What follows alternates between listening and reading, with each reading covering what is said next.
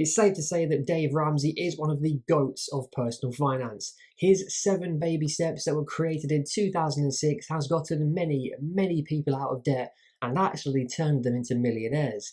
This and his straight shooting to the point approach to money. You have a lot of debt, you're misbehaving with money, and then you come off as prideful and arrogant about how you can handle your credit cards because you pay them off every month when 78% don't, and even those that do overspend, especially those of you with airline miles. He really hates debt of any kind, and don't even start him on crypto. It's had an incredible year. Yeah. People made a lot of money on it this year, without a doubt. No question about that. But they make a lot of money on cocaine, too. But do those sacred baby steps still work in 2022? And is it possible that his very rigid and somewhat stubborn approach to money can actually damage those who he teaches? Let's go! Hey everyone, it's Lewis back again with another video, and today we're going to see if US-based personal finance guru Dave Ramsey's 7 baby steps still work in 2022.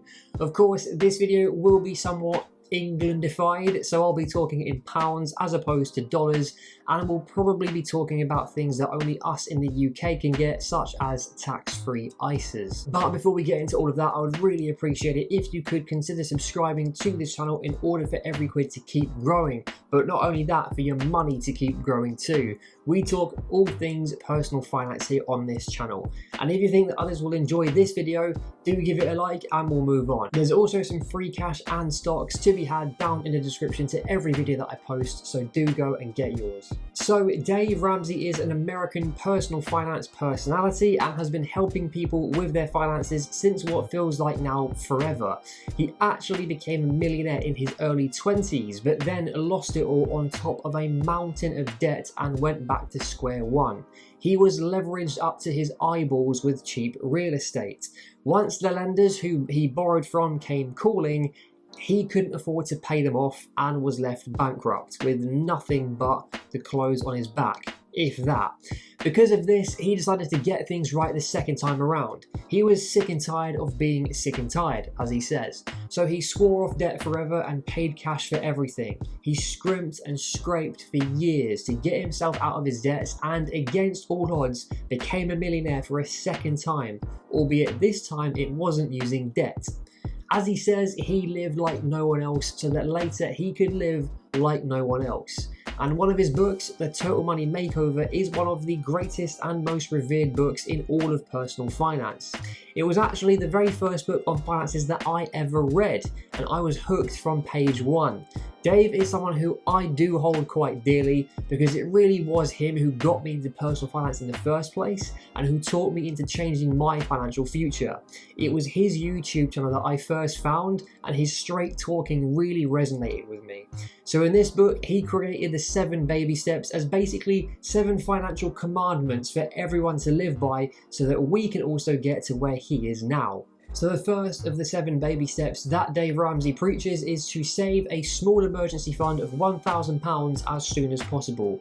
Scrimp, save, get every penny, every quid together and get that £1,000 in a savings account ASAP. This is to ensure that you have at least something to cover an emergency expense that isn't a credit card that got you into debt in the first place. Credit cards can create a very vicious cycle that makes it very hard to get out of if you revolve a balance and pay a load of interest on it. So in order to get out of that cycle, you start to save up £1,000 whilst paying off the minimum balances on your debt or debts.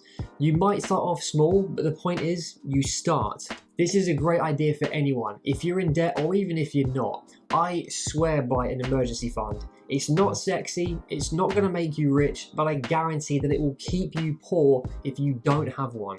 It's what Dave called an insurance policy against life happening, because that's the point. Life will happen. One day, your boiler will break halfway through winter. Your car will break down on the side of the road on the way to work.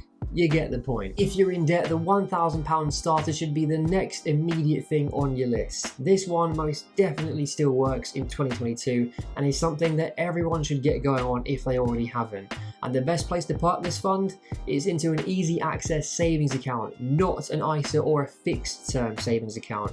You need access to this cash quickly in emergencies. That's the whole point of it.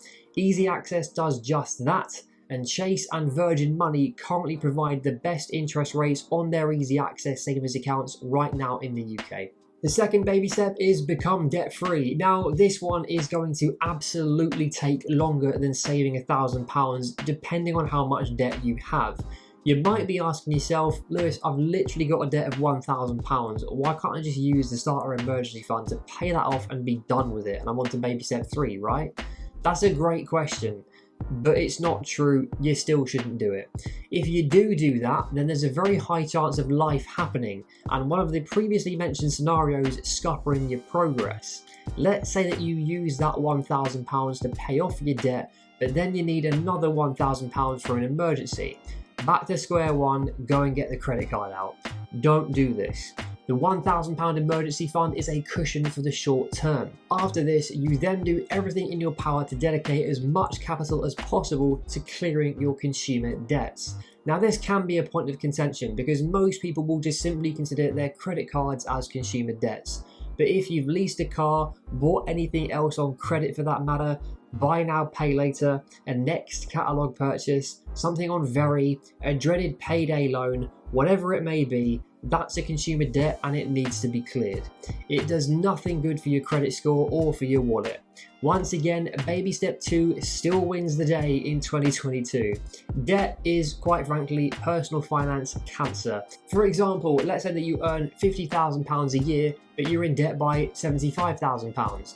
You technically earn nothing for yourself and your overall net worth is negative by £25,000. You're simply not going to win with money in a situation like that. Once you're debt free, baby step number 3 is to then fully fund your emergency fund to cover 3 to 6 months of household expenses.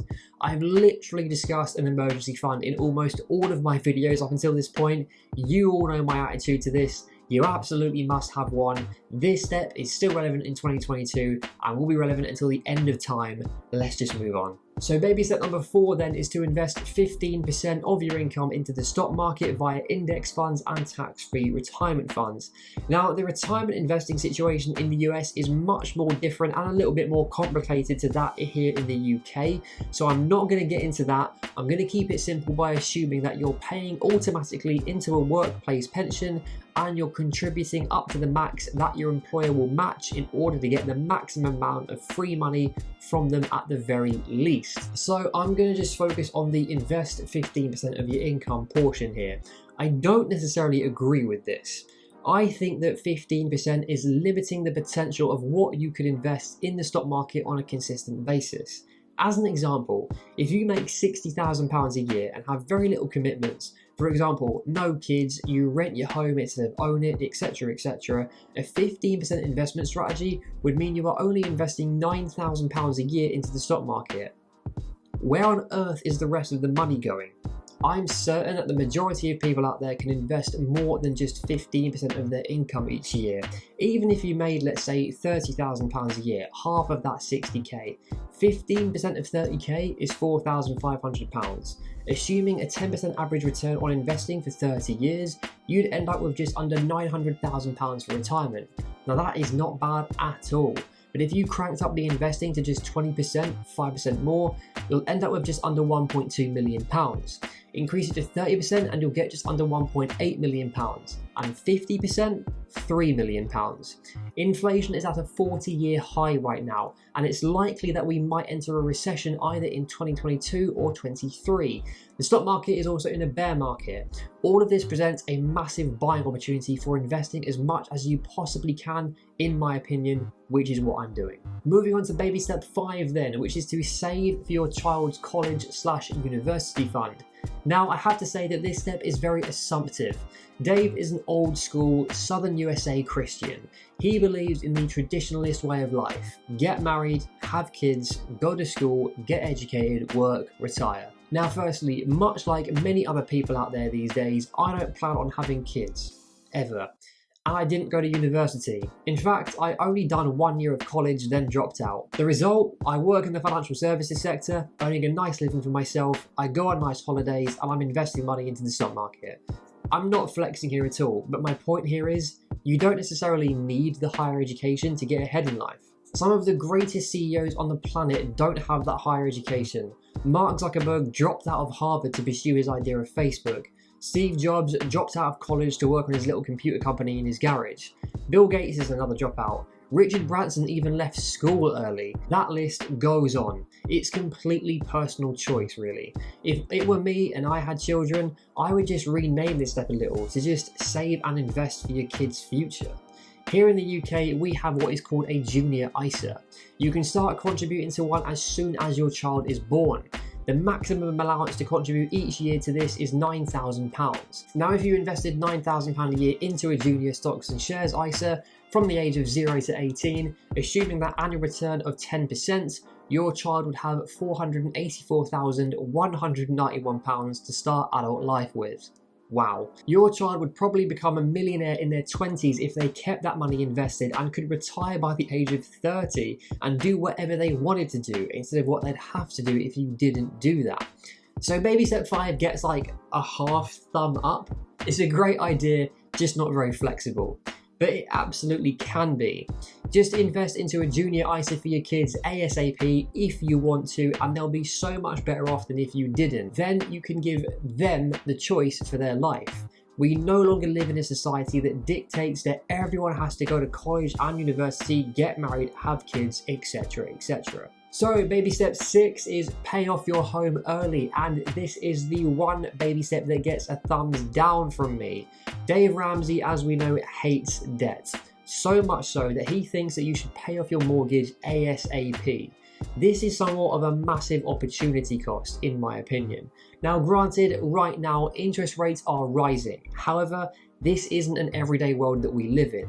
This is unprecedented. So many people are just, quite frankly, fear-mongering these days. It might not feel like it right now, but it will get better again. According to Statista, in February of 2022, the average interest rate on a 10-year fixed rate mortgage was just 2.2%. That was the highest. Whatever way to look at it, if you have a fixed rate mortgage, more than likely that is cheap debt if it's under 5%. Aggressively paying that down only gives you a 2.2% return on your money. This isn't like a credit card, where aggressively paying that down gives you on average a 21% return on your money. Hell, even contributing a £4,000 a year to a stocks and shares lifetime ISA gets you a 25% government bonus on anything invested. That's a maximum of £1,000 for free, guaranteed, without even taking into consideration the return on your stock investments. As I said previously, the stock market is also in a bear market. When bear markets end and bull markets begin, the average return of stocks is about 115%, and that's the average, more than double your money. There is definitely an opportunity cost to sinking every penny that you have right now into your mortgage, and this is worth considering. If it were me, I know for sure that I'd want some money laying around to put into the stock market and not necessarily have all of my eggs into one basket, or house in this case. And then finally, baby step 7, which is build wealth and give.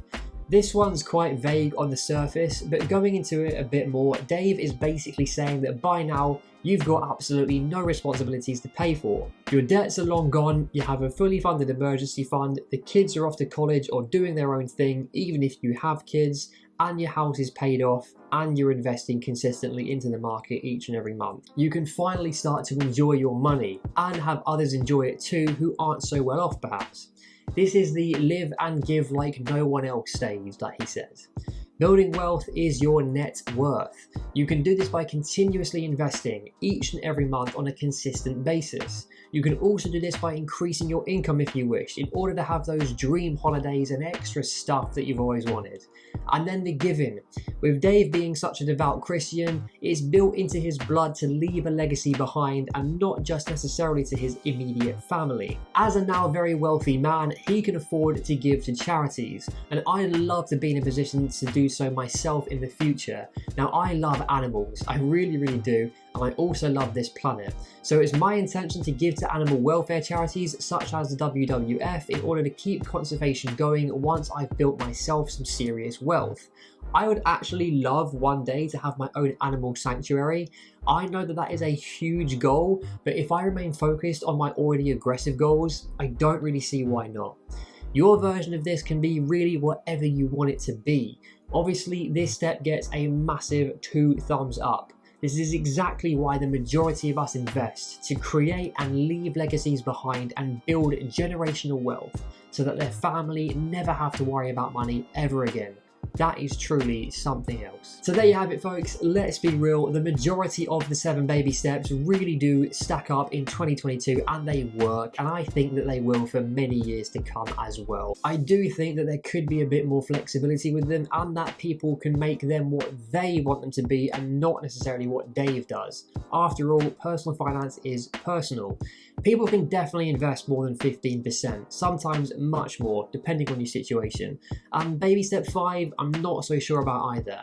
And I most definitely won't be paying off my house in a rush either, when I actually get one to buy. But it's just not worth it. Cheap debt is good when used responsibly and can be a great tool in wealth building in and of itself. As always, I really hope that you found this video helpful, and if you did, let me know about it in the comments down below. If you haven't already, consider subscribing for more money related content. I post videos every Monday and Friday at 6:30 PM UK time, so stick around for all of that. Also, make sure to follow me on all of my socials for even more. Grab some free money and stocks using some of the links down below in the description. And remember, until next time, every quid counts. See you soon.